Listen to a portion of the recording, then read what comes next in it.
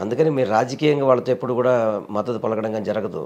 ఒక ప్రధానమంత్రిగా, ఒక ముఖ్యమంత్రిగా రాష్ట్ర ప్రయోజనాల కోసమే వాళ్ళతో ఏదైనా ఉంటే ఆ బంధాల వరకు ఉంటే తప్ప రాజకీయంగా మాత్రం బీజేపీని పూర్తిగా విభేదించే పార్టీ వైఎస్ఆర్సీపీ పార్టీ. సో మరి ఈ లెక్కన మరి పొత్తు ఉన్నా లేకపోయినా ఈ కూటమిలో దాదాపు ఆ బుట్టలోనే బీజేపీ పడ్డట్టుగా 100%. ఇప్పుడు బీజేపీ కూడా ఏంటంటే చంద్రబాబు నమ్మట్లేదు.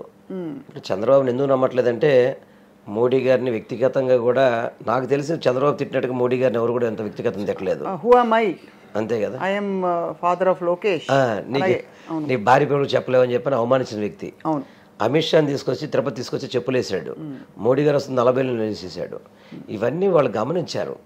ఈరోజు మోడీ గారిని పట్టుకొని నేను ఎదగాలి, నేను మోడీ గారిని బీజేపీతో పొత్తు తీసుకొని మన జగన్మోహన్ రెడ్డి గారిని ఓడించాలంటే ప్రజలు నమ్మరు, వాళ్ళు నమ్మే పరిస్థితి లేదు. ఇదివరకు బీజేపీ ఇళ్ల కోసం ఎంపర్లాడేది చంద్రబాబు అపాయింట్మెంట్ కోసం. ఈరోజు పవన్ కళ్యాణ్ ఢిల్లీ వెళ్తున్నాడు, చంద్రబాబు ఢిల్లీ వెళ్తున్నాడు, బట్ వాళ్ళ దగ్గర నుంచి ఇంతవరకు క్లారిటీ లేదు వాళ్ళకి. అంటే ఇతను పవర్ ఎంత తగ్గిందో చూసుకోండి. ఈరోజు కేంద్రం కూడా ఏం చేస్తుంది, ప్రభుత్వం ఎవరు వస్తుందో అనేది వాళ్ళకి తెలుసు కదండి. ప్రజలు పలుసు తెలిసిన వ్యక్తులు చంద్రబాబుతో మునిగిపోయిన అవతాళ్ళు పొత్తు పెట్టుకుంటారా? మరి ఇదే సమయంలో భువనేశ్వర్ గారు కుప్పం నుంచి నేను పోటీ చేస్తానని చెప్పడాన్ని మీరు ఎలా అర్థం చేసుకుంటున్నారు? అంటే ఆల్రెడీ ఆమెకి మనసులో మొట్టమొదటి ఉంది కదా, లోకేష్ ఏదో ప్రమోట్ చేయాలి, చంద్రబాబు ఉన్నంతసేపు ఇబ్బంది వస్తుందని చెప్పనేది ఆమె మనసులో ఉన్నది వాస్తవమే కదా. మరి లోకేష్ నిలబెట్టాలి కదా బరిలో అక్కడ. అంటే చంద్రబాబుని తప్పించడానికి ఆమె లైన్లోకి వస్తే చంద్రబాబు పార్టీ అధ్యక్షుడు ఉంటాడు, తర్వాత నారా లోకేష్ బాధ్యతలు వచ్చని చెప్పి ఆలోచన చేయొచ్చు.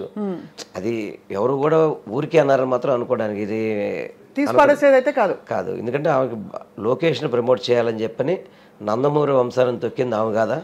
ఇప్పుడు జూనియర్ ఎన్టీఆర్ ఉన్నాడు, జూనియర్ ఎన్టీఆర్ని అనేక సార్లు వాళ్ళు ప్రచారం పిలుచుకున్నారు. అతను ఎక్కడే దిగిపోతాడన్నదే కదా నారా లోకేష్ని, మళ్ళీ నారా లోకేష్కి ఎక్కడ పోటీ వస్తాడని చెప్పి ఉద్దేశం జూనియర్ ఎన్టీఆర్ని పక్కన పెట్టాడు. అంటే చంద్రబాబు రాజకీయం కోసం ఏదైనా చేస్తాడు. నందమూరి బాలకృష్ణ గారు కూతుర్ని పెళ్లి చేసే వాళ్ళ లోకేష్కి ఇచ్చి అతను సైలెంట్ చేశాడు. ఎన్ని రాజకీయాలు చాలా ముందు చూపుతూ ఆలోచిస్తాడు. ఇటువంటి కుళ్ళు రాజకీయాలకు మాత్రం ముందు చూపు ఆలోచిస్తాడు. రాష్ట్ర ప్రయోజనాలకు ఎప్పుడు ముందు చూపు ఉండదు అతనికి ఏమి. అందుకని భువనేశ్వర్ గారు మనసులో మాట చెప్పిందో అని మాత్రం అనిపిస్తుంది నాకైతే. వెల్లంపల్లి శ్రీనివాస్ గారు, మీకు ఈసారి నియోజకవర్గ మార్పిడి ఏదైతే ఉందో అది దానివల్ల మీకు కొంత ప్రభావం ఉంటుందనుకుంటున్నారా? ఎందుకంటే మొత్తం జిల్లా వ్యాప్తంగా మీ హవా ఉన్నమాట వాస్తవం, కానీ ఈ నియోజకవర్గ మార్పిడి ఎందుకు జరుగుతోంది, మార్పులు ఎందుకు జరుగుతున్నాయని ఒక ప్రశ్నకి సమాధానం ఇంకా స్పష్టంగా రావట్లేదు. అంటే సామాజిక సమీకరణాలు ఒకట, లేదు ఆ నియోజకవర్గంలో ఒకవేళ పనిచేస్తుంటే సర్వే చేయించి వాళ్ళ పరపతి అక్కడ ఎందుకు తగ్గుతుంది, ఇంకో చోట ఎందుకు పెరుగుతుంది, దీన్ని ఎలా అర్థం చేసుకోవాలి ప్రజలు? ముఖ్యమంత్రి గారు ఈరోజు సామాజిక సమీకరణలకి పెద్దపీట వేస్తున్నారు. అంటే బడుగు బలహీన వర్గాలు కావచ్చు, ఎస్సీ ఎస్టీ మైనార్టీ బీసీ అన్ని వర్గాలను కూడా రాజ్యాధికార వాళ్ళ ఆలోచనతో ముందుకెళ్తూ సామాజిక సమీకరణల కావడంతో నా కాన్స్టిట్యున్సీలో ముస్లింకి ఇవ్వడం కానివ్వండి. అదేవిధంగా ఈ నియోజకవర్గంలో మనల్ని పెడితే విన్నింగ్ ఫార్ములాస్ అని చెప్పని సెంట్రల్ నియోజకవర్గం కూడా గెలవగలుగుతారు. ఎందుకంటే నేను ఆల్రెడీ వైసీపీలో నగర అధ్యక్షుడిగా పనిచేశాను ప్రతిపక్షంగా ఉన్నప్పుడు. మొత్తం జిల్లా అధ్యక్షుడిగా కూడా ఉన్నారు కదా మీరు. తర్వాత మంత్రిగా చేశాను, తర్వాత ఇప్పుడు ఎన్టీఆర్ జిల్లా అధ్యక్షుడిగా ఉన్నారు. కాబట్టి నాకు 7 నియోజకవర్గాల మీద పట్టు ఉంది. ఆల్మోస్ట్ అందరూ కూడా నాకు టచ్లో ఉన్న అందరూ కూడా ఆ సమీకరణతో అక్కడ ముస్లిం కావాల్సి వచ్చింది కాబట్టి మిమ్మల్ని ఇక్కడికి తీసుకొచ్చారు. ఇక్కడికి ఇచ్చినప్పుడు నాకు కొంచెం నా స్నేహితుడు విష్ణుతో కొంత ఇబ్బంది ఉండేది. ఆయనకి నాకున్న పరిచయానికి కొంచెం ఇబ్బంది పడే పరిస్థితి ఉన్నా కానీ అవన్నీ సెటిల్ అయినాయి.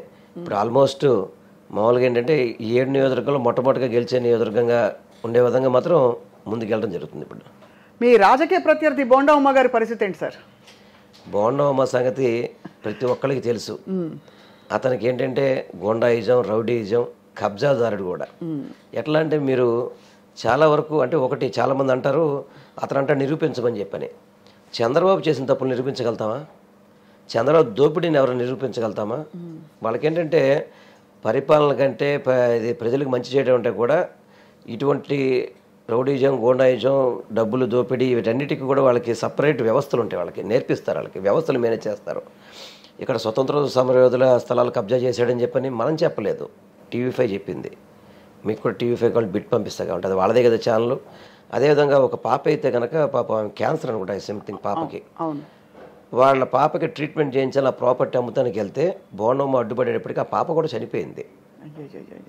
అంటే అటువంటి ఇవన్నీ చెప్పేది ఉదాహరణకి బయటకు వెలుగులోకి వచ్చినవి ఇవన్నీ వెలుగులోకి వచ్చినాయి. కాబట్టి అతను ఇంతవరకే తెలిసినాయి, వెలుగులో రాని చాలా ఉన్నాయి అతనికి.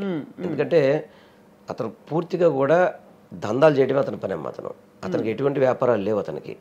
మరి వ్యాపారాలు లేకుండా ఏ విధంగా కుటుంబాన్ని నడుపుతారమ్మా? అంటే రాజకీయంగా ఉంటే డబ్బులు సంపాదించచ్చా? అంటే డబ్బులు సంపాదించడానికి రాజకీయాలకు వచ్చారు వీళ్ళు. అందుకని బోండమ్మ గురించి ఈరోజు, ఆ రోజు ఏం జరిగిందంటే 2014లో ఏదో ఈ రాష్ట్రానికి ఒక అనుభవజ్ఞుడు కావాలని చెప్పి చంద్రబాబు గాల్లో గెలిచాడు అతను గెలవడానికి. అంతే తప్ప 2019లో మరి ఓడిపోయాడు కదా. రేపు 2024లో కూడా అతను ఓడిపోతున్నాడు. ఎందుకంటే అతని యొక్క అహంకారం, రౌడీయిజం, గోండాయిజం, కబ్జాదారుడు, ఇవన్నీ కూడా రాష్ట్ర జిల్లా ఇక్కడ నియోజకవర్గ ప్రజలకు తెలుసు. Sir, call money sex racket అనేది చాలా పెద్ద దుమారం. ఆ టైంలో మీరు లేవనెత్తి రోజా గారు కూడా చాలా తీవ్రంగా మాట్లాడి అంశంపై. దాని తర్వాత ఏమైనా కన్క్లూజన్ వచ్చిందా ఈ విషయంలో? ఎవరెవరు ఇన్వాల్వ్ అయి ఉన్నారు, వాళ్ళ పట్ల అంటే వాళ్ళపై చర్యలు తీసుకోవడం లాంటివి? ఇప్పుడు మీకు ఆల్రెడీ తెలుసు, ఆ రోజు నాకు తెలిసి కేసీనాని గారు అప్పుడు తెలుగుదేశం ఎంపీగా ఉన్నాడు, ఆయనే స్వయంగా చెప్పాడు బోండమ్మ మీద.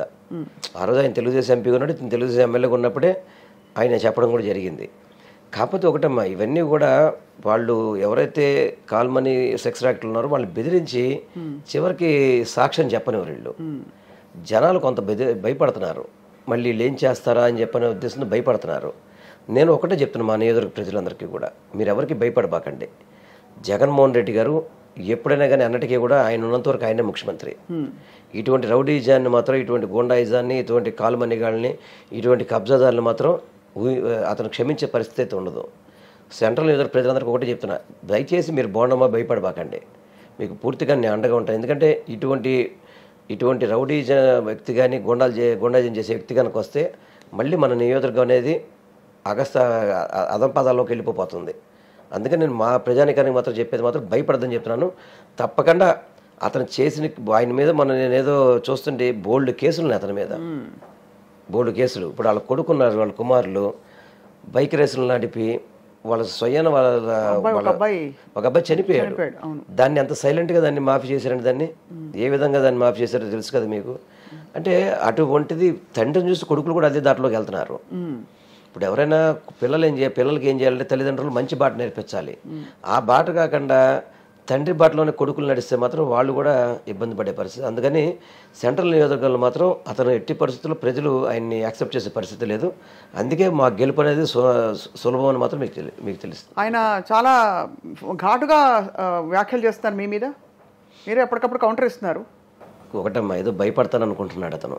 ఇతను వయస్సుడు కదా, భయపడతాడే అనుకుంటున్నాడు. నేను జగన్మోహన్ రెడ్డి గారి కింద పని చేస్తున్నాను. నాకు ఆయన ధైర్యం ఉన్నంతసేపు నేను ఎవరికి భయపడాల్సిన పని లేదు. నేను తప్పు చేయను, అందుకని నేను ధైర్యంగా ఎదుర్కోగలుగుతా ఏదైనా కానీ. ఇప్పుడు నా మీద ఆరోపణలు చేస్తున్నారు. నేను నిజంగా ఇప్పుడు మేము కూడా ఎఫిడవిట్ ఇస్తాం కదా. 2009 ఎలక్షన్లు ఇచ్చాను, 2014 ఇచ్చాను, రేపు 2024 ఇవ్వబోతున్నాను. నేను, నా కూతురు, నా భార్య, మేము ముగ్గురం మొత్తం మా ముగ్గురి అన్ని కూడా దాంట్లో ఇస్తాం కదా. నేను డబ్బులు కన్నా సంపాదించుంటే ఏదో ఒక ఆస్తి కొనుక్కోవాలి కదా. నేను ఆస్తులు అమ్ముకున్న తప్ప రాజకీయాల్లోకి వచ్చాక ఏ రోజు కూడా 1 రూపాయి కూడా పెట్టిన పరిస్థితి లేదు. అందుకని నేను భయపడను. ఎందుకంటే నేను ఎవరి దగ్గర చేసాసను, ఎవరి దగ్గర కూడా దేహాను. అందుకని నేను ఎదుటి ఎంతైనా కానీ గౌరవించినంతసేపు గౌరవిస్తాను. గౌరవించకపోతే అతను ఎంత వ్యక్తి అయినా కానీ భయపడేది లేదు. అందుకని బోండమ్మ చాలా ఇబ్బంది పడుతున్నాడు. నేను వచ్చిన తర్వాత చాలా ఇబ్బంది పడుతున్నాడు. ఇంతకుముందు అగ్రెసివ్ అటాక్లు ఉండేవి కాదు మా దగ్గర. నేను పక్క కాన్స్టిట్యూన్సీలో ఉంటాను, నాకు అతని గురించి పెద్దగా నేను దృష్టి పెట్టేవాడిని కాదు. ఇప్పుడు ఇక్కడ దగ్గరగా చూసేటప్పటికి అవి నేను జనాలు తెలియపరుస్తే ఏంటంటే పైకి మేకవన్న పుల్లు అంటారు కదా, పైకి మాత్రం నీట్గా కనపడతారు, లోపలంతా కుళ్ళు కుతంత్రాలే. అటువంటి వ్యక్తులు పొరపాటును కూడా రాజకీయాల్లో ఉంచకూడదు. ఉంచకుండా చేసే బాధ్యత నేను తీసుకుంటా గ్యారంటీగా. సార్, కేశినేని నాని గారి రాకతో మరి జిల్లా ఏ విధంగా బలపడింది? ఆయన 2 సార్లు ఎంపీగా చేశాడు. మొన్న వైఎస్ జగన్మోహన్ రెడ్డి గారి యొక్క గాలిలో కూడా అతను ఎంపీగా గెలిచాడు. దానికి ఏంటంటే ఒకటి, అతను ఎంపీగా ఉన్నప్పుడు పార్టీలకు అతీతంగా కూడా చాలా సర్వీస్ యాక్టివిటీ చేశారు. టాటా ట్రస్ట్ కావచ్చు, మిగతా ద్వారా కావచ్చు, ఆ 7 నియోజకవర్గాల్లో కూడా మంచి చేపట్టి అతను మళ్ళీ గెలిచాడు అతను. కానీ ఈసారి ఏం జరిగిందంటే కొంచెం ఆర్థికంగా కొంచెం ఇబ్బందులు ఉండొచ్చు కావచ్చు, అదేవిధంగా కుటుంబంలో విభేదాలు తీసుకొచ్చి వాళ్ళ తమ్ముడినే అతని మీద పోటీకి చంద్రబాబు తీసుకొచ్చాడు. ఎందుకంటే 3 ఎంపీలు, 25 మంది ఎంపీలు 3 గెలిచారు వాళ్ళు. 3లో ఇతను ఉన్నాడు. ఇతను ఉన్నప్పుడు కనీస విలువలు ఇవ్వకుండా అతన్ని ఏ విధంగా అవమానించాడో ఆయనే అనేకసార్లు బయటపడ్డాడు దాని మీద. ఆ దరిమిల ఇక్కడైతే కనుక ఈ పార్టీలో జగన్మోహన్ రెడ్డి గారి నాయకత్వంలో అయితే కనుక మంచి జరుగుతున్న ఒక ఆలోచనతో ఆయన కూడా ఒక అడుగు ముందుకు వేశారు. దాన్ని కూడా ముఖ్యమంత్రి గారు సానుకూలంగా చేసి, సరే మంచి చేసే వ్యక్తి కదా, ప్రజానికానికి ఎప్పుడు దగ్గరగా ఉంటాడు అనే ఉద్దేశంతో ఆయన కూడా ముందు వచ్చి తీసుకున్నాడు.